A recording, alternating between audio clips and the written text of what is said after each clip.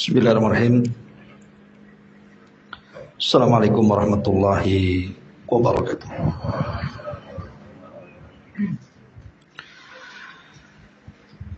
Alhamdulillah.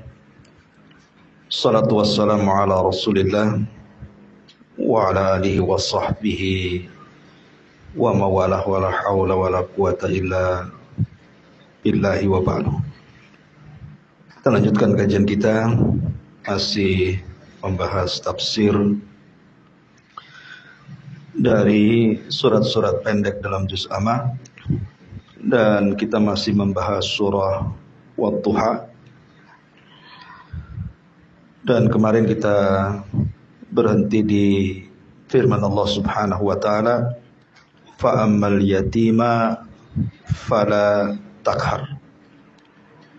Maka terhadap anak yatim janganlah engkau berlaku sewenang-wenang. Ma'asyiral muslimin wal muslimat rahimani wa rahimakumullah. Pembahasan tentang memuliakan anak yatim dalam Islam adalah pembahasan yang sering dibahas. Tetapi hanya sekedar mengingatkan, kita akan menyebutkan beberapa fadilah, keutamaan mengkafil anak yatim. Kenapa Allah Subhanahu wa taala mengatakan kepada Rasul? Karena ini kan khitabnya kepada Rasul. Adapun dengan anak yatim, wahai Muhammad, janganlah engkau membentaknya. Karena ayat sebelumnya Allah mengatakan, wa wajadaka yatiman fa'awa. Dan Allah dapati engkau, wahai Muhammad, dalam kondisi yatim, maka Allah yang memelihara dirimu. Maka sebagai bentuk syukur nikmat namanya ya, Allah Subhanahu wa taala sudah memelihara Rasul dari keyatiman. Maka Allah Subhanahu wa taala perintahkan kepada Rasul, fa ammal yatima fala takhar. Adapun terhadap anak yatim jangan engkau bentak.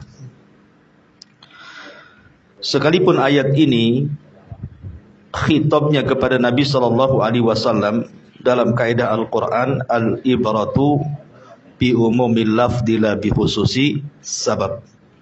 Bahwa sebuah pelajaran dalam Al-Quran itu bukan khususnya sebab, bukan, tetapi mutlaknya kalimat. Umumnya kalimat Al-Quran itu yang kita ambil pelajaran. Dan kita tahu bahwa Nabi SAW ketika mengucapkan dengan kalimatnya, dengan lisannya, bahwa saya dan para pengkafil anak yatim seperti ini di sorga, kemudian mengisyaratkan jari tengah dan telunjuknya, saking dekatnya, Nabi SAW mempraktikkan. Ketika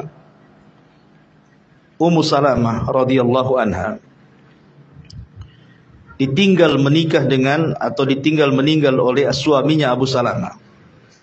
Dan kedua sahabat ini, baik suami atau istri itu, termasuk as-sabiqun al-awwalun. Mereka hijrah 2 kali ke Habasyah dan ke kota Madinah. Jadi perjuangan dalam Islam keluarga Abu Salamah ini luar biasa. Nah, setelah kemudian Abu Salamah meninggal dalam jihad, disebabkan sakit karena luka jihadnya, kemudian meninggal syahid, maka Nabi SAW kemudian datang kepada Ummu Salamah, hendak melamar Ummu Salamah. Tapi ketika itu Ummu Salamah menolak lamaran Nabi SAW. Alasannya 3. 1, karena dia wanita pecemburu, sementara istrinya Rasul banyak. Yang kedua, anaknya masih kecil-kecil, dia membawa anak-anak yatim. Kemudian yang ketiga, usianya sudah tua. Makanya dia menolak pinangan Nabi SAW. Tapi Nabi SAW kemudian meyakinkan dan mengatakan, adapun anak-anakmu adalah anak-anakku. Dari sini menunjukkan bahwa kalau seseorang menikah dengan janda yang memiliki anak, berarti juga harus menyayangi anak-anaknya. Jangan pula mau ibunya, anaknya pula ditelantarkannya. Kemudian yang kedua, adapun sifat pencemburumu, aku akan berdoa kepada Allah semoga dihilangkan. Dan betul-betul akhirnya Rasul berdoa kepada Allah, hilanglah sifat pencemburunya. Makanya dari seluruh istri Rasul yang paling berakal itu Musalamah. Kalau ada masalah antar istri Rasul itu, yang jadi penengahnya itu Musalamah gitu ya. Kemudian yang ketiga, adapun usiamu yang sudah tua, karena aku juga sudah tua, apa bedanya? Maka dari situ Nabi SAW akhirnya menikah dengan Ummu Salamah dalam rangka kafilul yatim, untuk mengkafil anak yatim, karena anaknya banyak, masih kecil-kecil. Dari sini Nabi SAW mempraktekkan bagaimana kafilul yatim. Taib, ini sudah saya panjang lebar minggu yang lalu. Kita masuk pada ayat wa ammas sa'ila fala tanhar. Dan terhadap orang yang meminta-minta, janganlah engkau menghardiknya. Apa maksudnya di sini? Wa ammas sa'ila fala tanhar ini sama dengan firman Allah Subhanahu wa taala, qaulun ma'rufun khairun min shadaqatin yatbauha adzan wallahu ghaniyun halim. Jadi ucapan yang baik dan juga maghfirah, ampunan, itu lebih baik dibandingkan sedekah tapi diikuti dengan menyakiti orang yang diberi. Jadi ayat ini semakna dengan wa ammas sa'ila fala tanhar. Adapun orang yang meminta-minta, jangan kau bentak.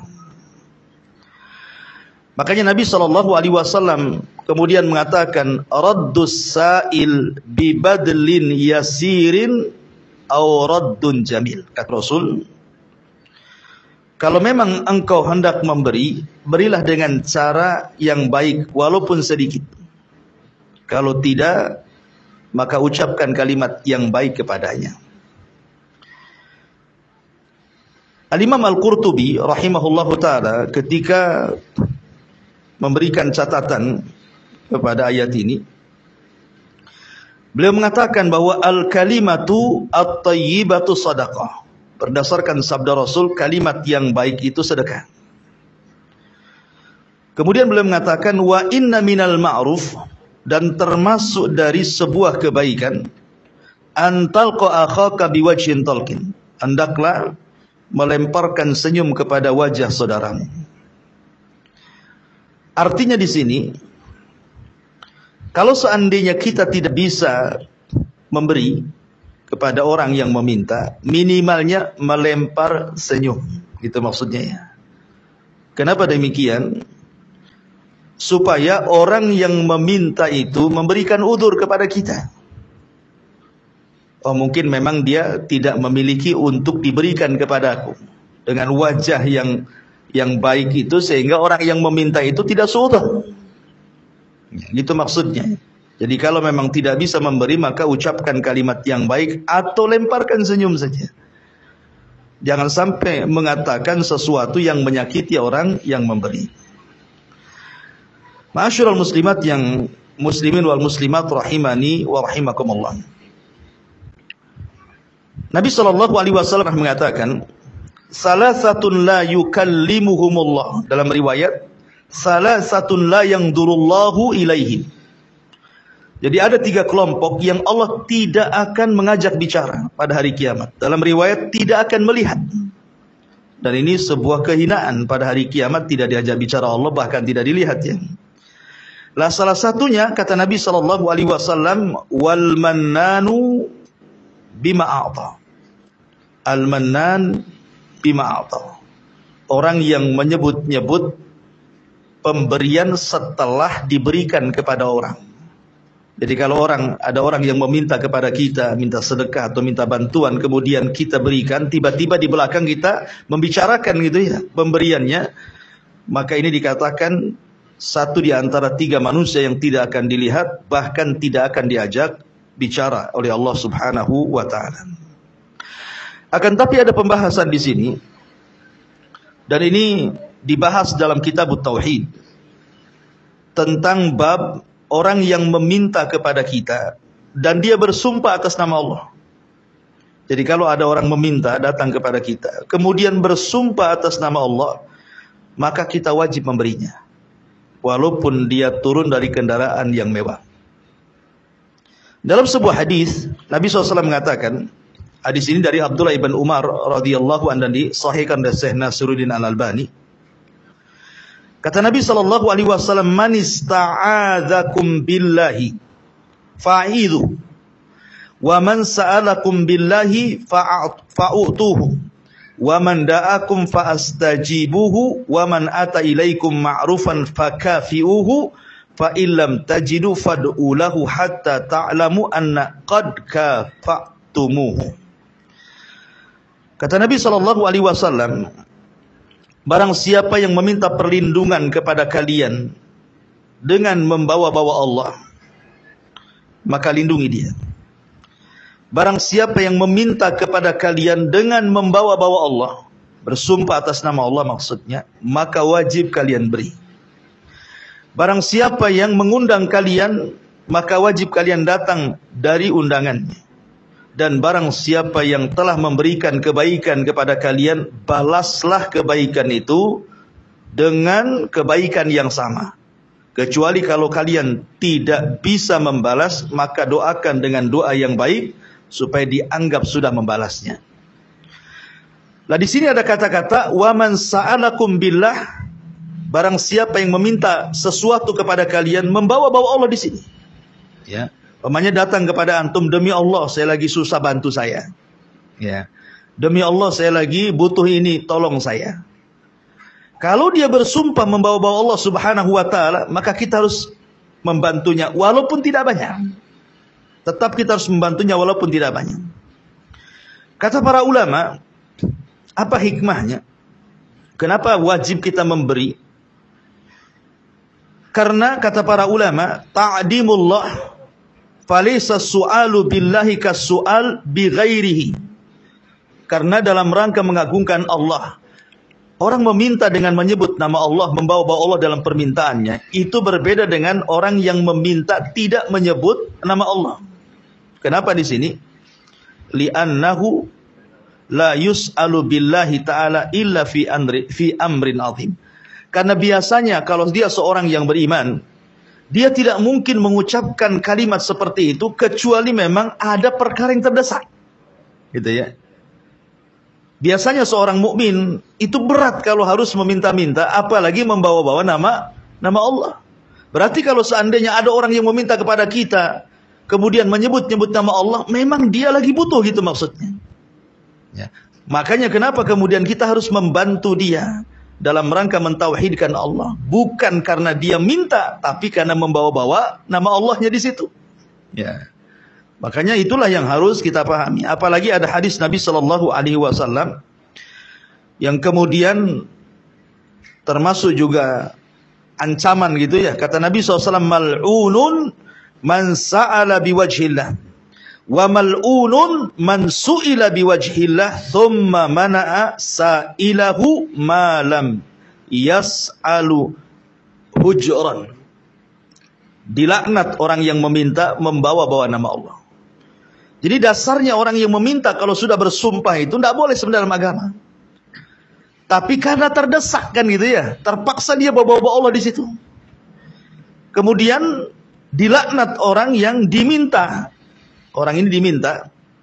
Kemudian orang yang meminta ini menyebut-nyebut nama Allah Subhanahu wa taala. Kemudian kita tidak memberinya. Maka ini dilaknat juga. Kalau kita tidak sampai memberi orang yang menyebut-nyebut nama Allah gitu ya, maka Nabi SAW menganggap mal'un dilaknat juga. Kecuali kalau yang meminta itu memang digunakan untuk maksiat kepada Allah Subhanahu wa taala. Walaupun membawa-bawa Allah, jangan dikasih.